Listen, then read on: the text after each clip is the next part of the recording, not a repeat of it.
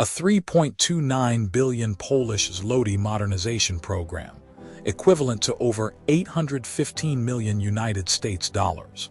Yet the Leopard 2PL main battle tank of Poland is facing total tactical obsolescence on the modern battlefield because of $500 FPV drones. This extreme cost asymmetry is no longer a theoretical risk, as recent high-intensity combat reports from Ukraine show that even the thickest Rheinmetall composite armor remains entirely vulnerable if targeted from a blind spot.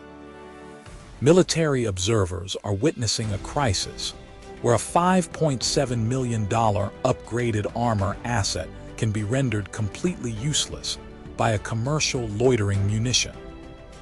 Warsaw is now trapped in a dangerous defense dilemma after years of production delays, pushing leading global defense analysts to argue that this 20th century heavy armor design might be completely defenseless against airborne asymmetric threats. The core of this engineering crisis comes down to ballistic asymmetry. To counter standard Russian kinetic threats, the Polish Armaments Group and Rheinmetall added advanced modular armor expansion packs onto the frontal turret of the Leopard 2PL, elevating its frontal protection past the older Leopard 2A5 standard. However, this extra steel pushed the combat weight to 59.2 metric tons, reaching the physical limits of the original Leopard 2A4 chassis, suspension, and tracks. To prevent a catastrophic mechanical failure, engineering teams stopped there, leaving the hull and the roof plates completely unmodified from their original 1980 configurations. In mid-2026, with drone technology using fiber optic cables to bypass electronic warfare jamming, these weapons do not strike the heavy front turret. They fly behind it, striking the thin 40mm roof armor or the exposed engine compartment. On paper, their only tactical salvation would be a complete shift in doctrine. Before we go on, how do you think heavy armor can survive this drone revolution? Subscribe now to join our global defense community and tell me where you are watching from. The structural flaw of the Leopard 2PL program is rooted in a painful reality of military engineering known as ballistic asymmetry. When Poland signed the original modernization contract with Rheinmetall and the Polish Armaments Group, the primary threat matrix was direct tank-on-tank engagements.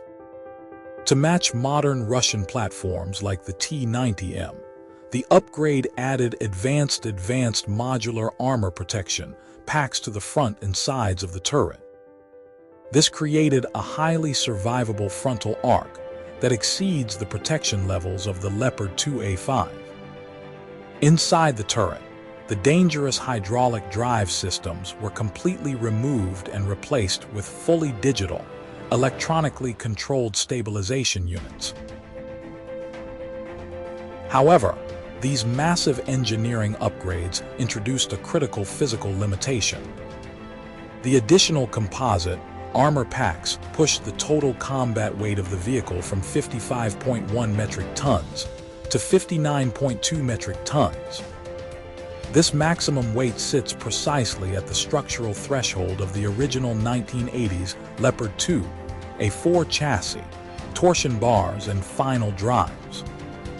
To prevent catastrophic automotive failures, suspension collapse, or severe mobility loss in mud terrain, Polish engineers were forced to make a dangerous compromise.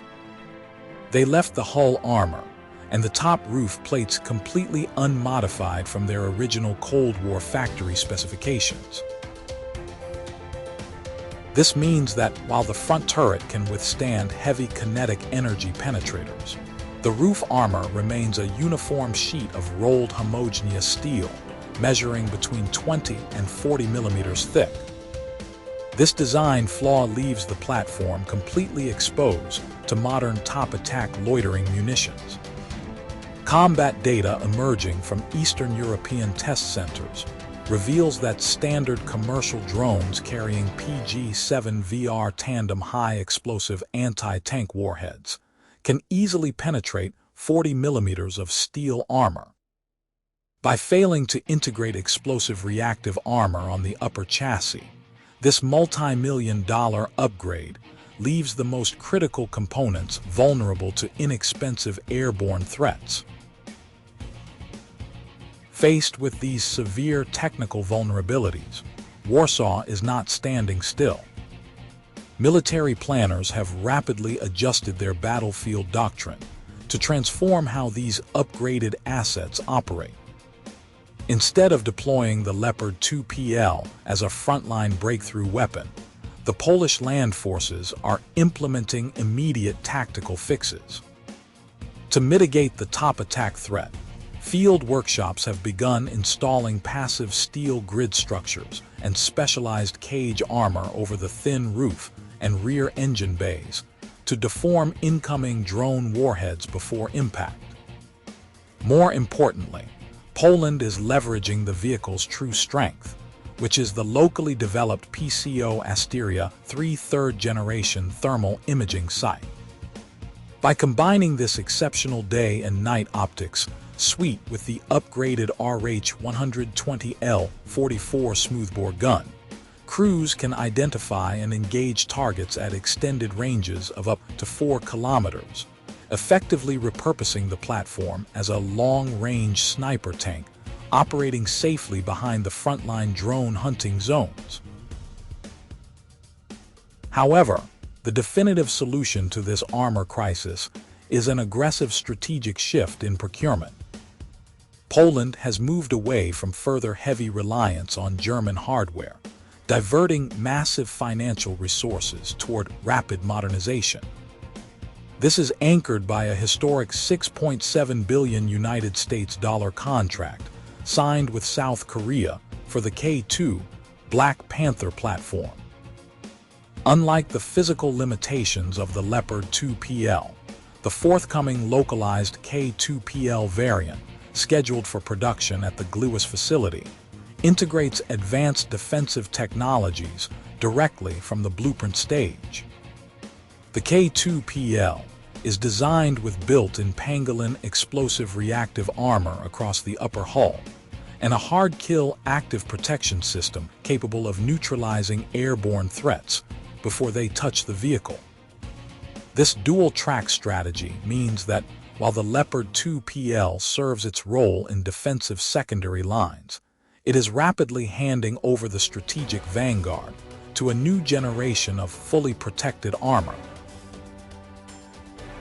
The complex evolution of the Leopard 2PL program highlights a fundamental division in modern European military thought. On one side stands the school of mass and attrition, which argues that since any armored vehicle can be disabled by a $500 drone, military forces should accept thinner armor protection and rely on cheap passive cage structures while shifting budgets toward thousands of offensive loitering munitions. On the other side sits the school of absolute technological superiority, which insists that heavy armor must not enter the modern battle space without fully automated turret designs like the Leopard 2 Arc 3 or expensive hard-kill active protection systems like Trophy. By attempting to compromise between these two opposing philosophies, Poland paid a high economic price for an asset that remains vulnerable from above. Ultimately, the Leopard 2PL cannot survive if deployed in the traditional frontline role. However, its operational lifespan is preserved by treating it as a specialized support asset, using its advanced local optics to suppress threats from the secondary line. The deep lesson of this $815 million project is that partial modernization of Cold War armor is no longer sufficient when dealing with rapid civilian technological innovation. If you leave the hull unprotected while updating the turret, the entire platform remains compromised. As Warsaw continues to pivot toward the automated systems of the K2PL and M1A2 SEP-3 Abrams platforms, the older German hardware serves as a transition force rather than a permanent solution.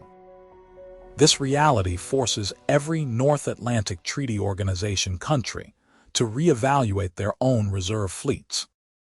Should a military spend millions updating old tanks, or freeze those projects to invest purely in active drone defense and autonomous armor? Share your thoughts on this strategic dilemma in the comments section below, and click like and subscribe to stay updated with our deep defense analysis.